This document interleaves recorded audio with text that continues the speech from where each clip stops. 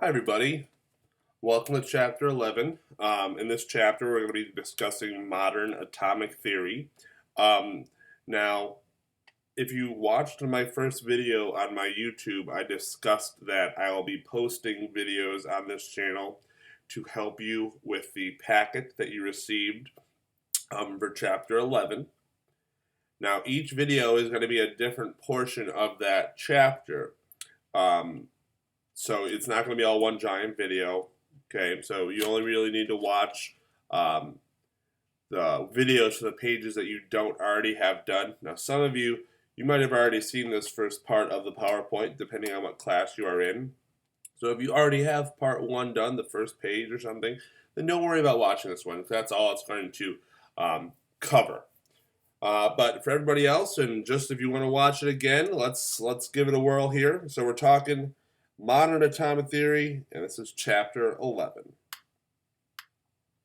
If you guys recall, there was in Chapter 3, we talked about 3 different parts of an atom. The first 2 parts were the proton and the neutron.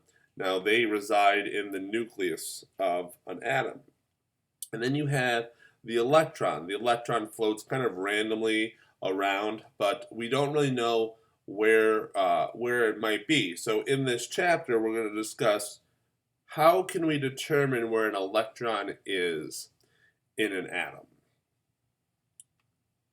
We also talked about these 3 individuals in Chapter 3. I'm going to recap one by one. The first one was John Dalton. He was the guy who got credit for coming up with the idea of the atom. It was a 5-part theory.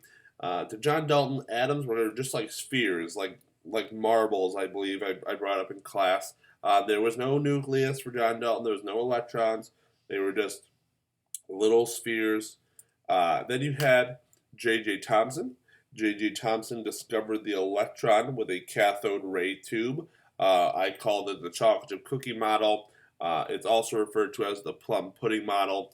Basically, he took these cathode rays over here, dropped a magnet next to them, noticed that the magnet would either bend the ray up or down, depending on which end of the magnet that he put next to it, and he determined that there had to be something negative inside these atoms that were working with his magnet, and he determined that it had to be an electron. And then you have Ernest Rutherford. Ernest Rutherford discovered the nucleus of the atom. He had his gold foil experiment where he launched particles at gold foil. He thought most of it would go all the way through, which a lot of it did, but some ricocheted off to the sides, and he discovered the nucleus.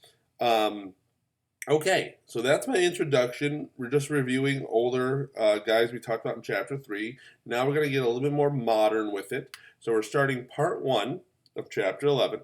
It's going to revolve around energy, light, waves, and photons. And the first part is just I want you to think about something. What could be some words or phrases we could use to describe light? Imagine I was living under a rock and I emerged out from my rock and I noticed something and I was like, what is this brightness? What is this blinding substance? And you're like, oh, well, that's light. And I'd be like, light? What is light? So you could just think, you could pause it if you want to. What words would you use to describe light? Now, science has described light. Science describes light as electromagnetic radiation. And what that is it's an energy that exhibits a wave-like behavior, and it travels at 3.0 times 10 to the 8th meters per second.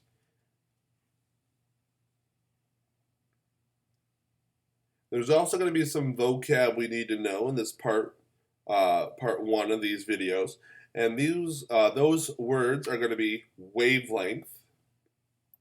Wavelength is represented by a lambda. It is this very strange upside down Y that's right here. Basically what wavelength is the length of a complete wave, Its unit is meters. You'll notice that most of the time you're going to have to convert nanometers to meters, and I will show you how to do that upcoming. And then the second vocab term I need you to know is frequency. Now, frequency is represented, I call it a fancy V because it sort of looks like a V, but it's actually another Greek symbol. It's a nu, that's how you pronounce that. And what a frequency is the number of waves or cycles that pass a point during a certain time period. So you have wavelength, the distance of a complete wave, and you have frequency, the number of waves that pass a point in a given amount of time. The unit for frequency, by the way, that is hertz. You can either represent it by writing the full name hertz. I normally put HZ, that one works the best, plus it's the way shortest to do. And then you might see it as 1/seconds as well, but I would highly recommend using HZ for hertz. Okay, wavelength and frequency are inverses. I have two pictures here I'm going to show you.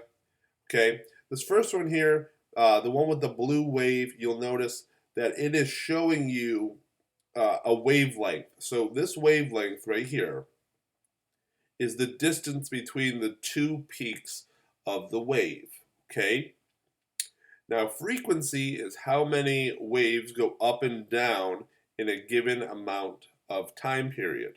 So if I was to look at these three waves, we have this one right here, the top one, blue one. We have this one in the middle. And then I have this one down here.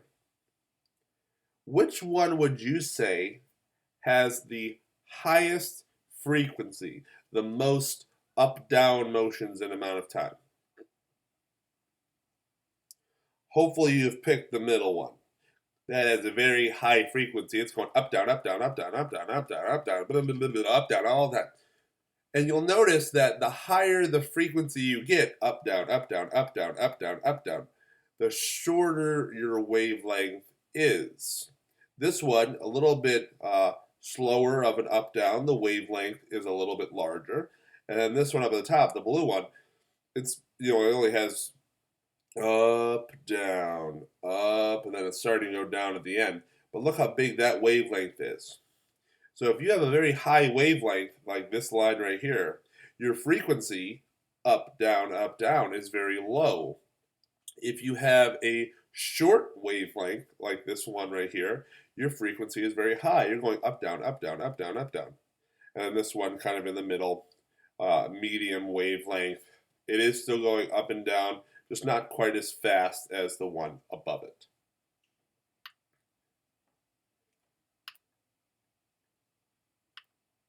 Okay, now there's a whole bunch of different kind of light out there. Most of us just think of visible light being the Roy G. Biv colors, red, orange, yellow, green, blue, indigo, and violet. But there's also radio, microwave, infrared. We talked about visible, ultraviolet. There's X-ray, and there's gamma rays. The stuff that made the Incredible Hulk. And if you notice, this chart right here is showing you the wavelength and frequencies for these different kinds of waves. Now, radio waves have a very big wavelength. It takes them a long time. Up, down, up, down. Now, those kind of waves have very low energy. And as you move to the right, going to micro, then infrared, then visible, ultraviolet, X-ray, and then lastly gamma, we've increased in energy. Our frequency, or our wavelength is shrinking. Our frequency is increasing. We're getting higher and higher and higher in energy. And then lastly, for visible light, if you've noticed, you have red, orange, yellow, green, blue, indigo, and violet. Well, those also have energy because they are light. Out of all the colors that we see, technically red light has the least amount of energy, and violet has the highest amount of energy. Now, the differences in energy between red and violet to us are not majorly different. It's not like going from radio all the way over to gamma. Now that's a big change in energy. But this subtle change from going red to violet, not so much. But red does have less energy than violet. Okay.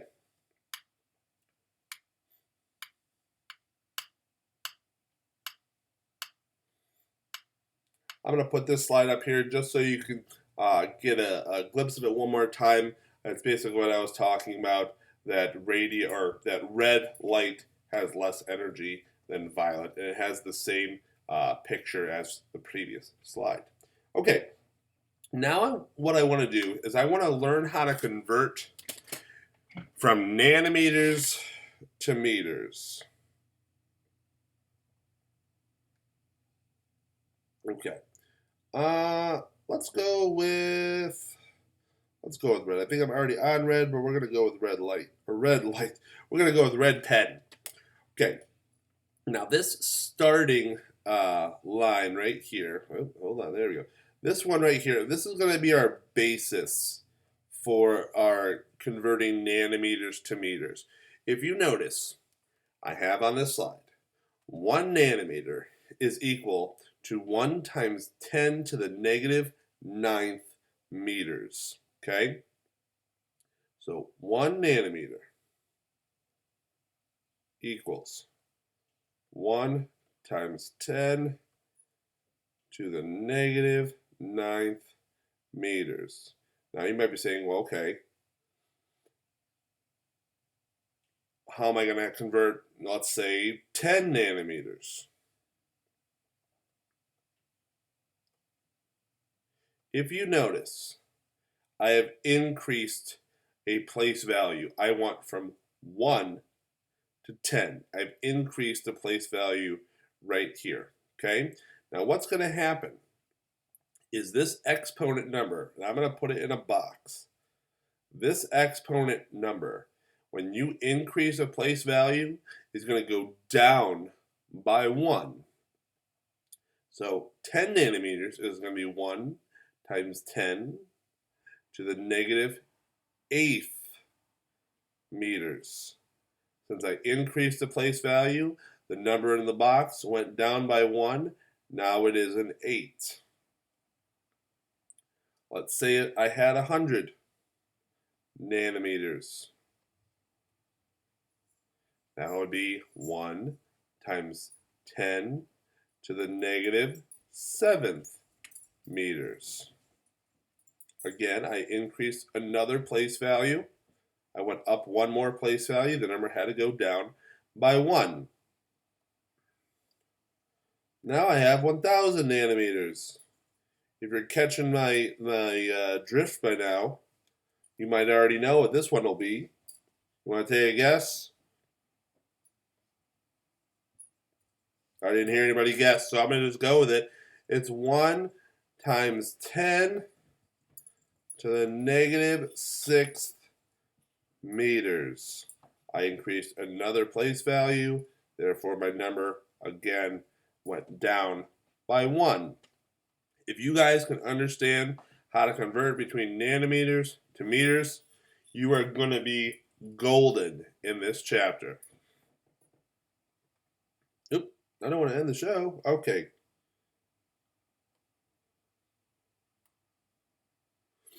All right, so now these ones are just quick practice for you.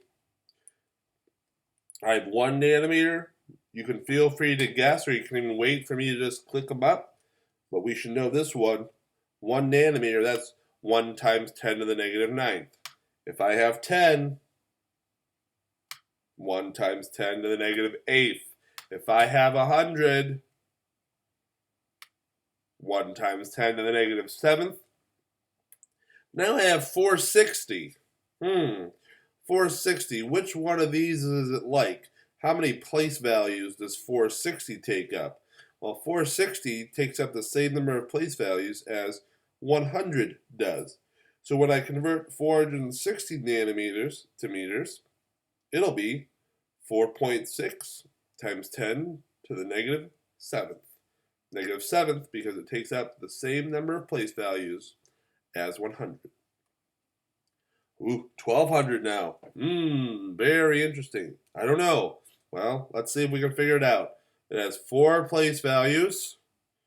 Well, means it's one more place value than the one above us, which means that this number here is going to go down by 1. So therefore, it must be 1.2 times 10 to the negative 6th.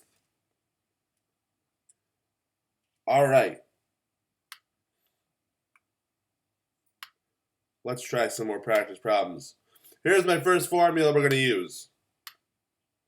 Maybe. There we go. It's starting now. Here we go. All right. The formula for either finding a wavelength or frequency is going to be this. C equals lambda, which is wavelength, times nu, which is frequency. Now, you might be saying, okay, well, I know wavelength, that's the lambda, and I know the nu, that's frequency. What is C? That's the question. C is going to be the speed of light. Some of you guys might hear a bell in the background. That's my dog trying to tell me that she wants to go out. And I say, no, because you're more important than the dog. Okay, well, C is the speed of light. C equals 3.0 times 10 to the 8th. That's the speed of light, if you recall from a previous slide. All right, let's try some practice problems now. We're going to try to either convert for wavelength or for frequency. All right, so this first one says, find the frequency of a wave with a wavelength of 434 nanometers. So what was I given? Well, I'm trying to find frequency. I know my wavelength is 434 nanometers, and using that skill that we just learned how to do, I know when I convert nanometers to meters, that that's going to be 4.34 times 10 to the negative 7th meters. And I know C. C is 3.0 times 10 to the 8th. So now what I have to do is I have to take that original formula, which is C equals wavelength times frequency. I'm getting frequency by itself. I do that by just dividing both sides by wavelength. So now I have the V by itself. Okay. And then all I do is I just plug in my numbers. I do 3.0 times 10 to the 8th divided by 4.34 times 10 to the negative 7th. It's very important you put it in your calculator right. Use that EE button. And you should get a frequency of 6.91 times 10 to the 14th. And the unit for frequency is hertz. Please make sure you always put a unit on your answer. Okay? So that's problem number 1, finding frequency. Let's try another one.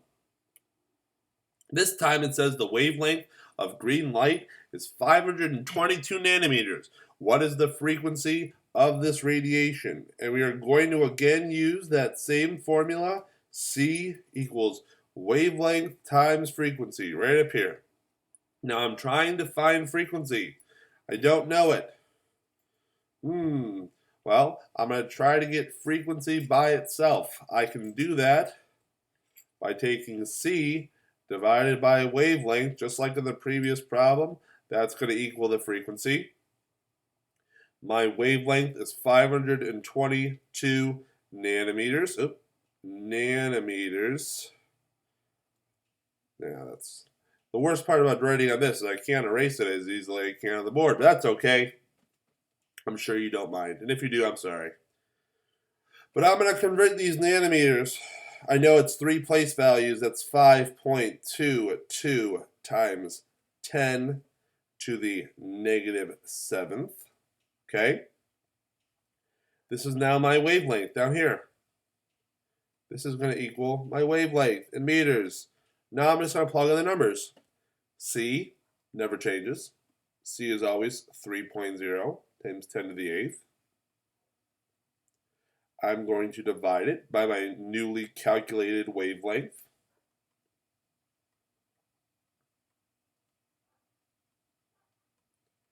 And that is how you're going to solve. It sort of looks like a bird there, but that's how you're going to solve for frequency. Okay? All right. These ones are just two other practice problems. I'm going to leave this up here for just a second. Okay, you can feel free to pause the video at this point if you would like to. And what we're going to do is you can try these. And I'm going to click and I'm going to show you what I got for my answers. And you can see if your answers match. So for number one, we're finding the frequency if I have this for a wavelength, just like we did for the other two. And when you do that one correctly, you should get 3.37 times 10 to the 14th hertz. Now the second one, it says, find the wavelength if I was given a frequency. So now I'm trying to get the lambda by itself, the upside down y. The formula you would have to use for that one, you normally have this for your formula. Well, I want to solve for wavelength now, so I would have wavelength is equal to C divided by the nu. And I would just take C, which is 3.0 times 10 to the 8th, and I'm going to just divide it by 9.91 times 10 to the 7th. There's no converting there at all. You just simply divide those two numbers. And when you do that correctly, you should get 3.03 meters. Now, people also ask me, well, how many decimals should we use here? Is there sig figs or what? And I say there's no sig figs. Don't worry about sig figs. But at least try to give me up to 2 decimal places. You can do 2 to 3. Okay? Make sure your answer always has 2 to 3 decimal places. Okay. And that right there is the end of part 1. So hopefully this helps you. This should allow you now to be able to do the very first page in that packet. And yeah, feel free to comment on the video if you have any more questions. You can email me. You can message my Twitter if you want. But that is problem or video number 1.